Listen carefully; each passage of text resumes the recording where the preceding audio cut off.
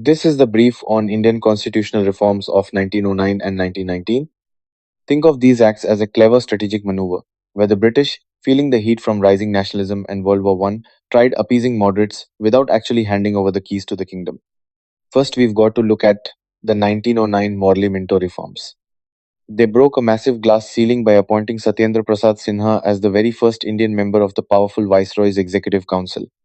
But here's the catch: they introduced separate electorates for Muslims, legally institutionalizing religious lines in politics and literally sowing the seeds for the country's future partition. Second, moving to 1919, the Montagu Chelmsford reforms brought in a structural experiment called Dyarchy. It sounds technical, but it was just a way to keep control where it really counted. The British governor kept the reserved subjects like the guns and money, while Indian ministers got transferred subjects like health and education. Plus, this act set up a bicameral legislature at the center, establishing the two house system we still see today. Finally, let's talk about who actually got to vote.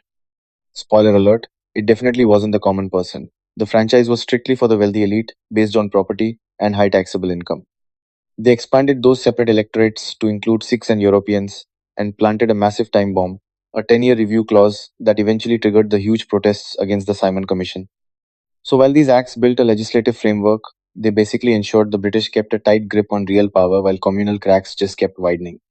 These were reforms designed to manage dissent, not to grant liberty.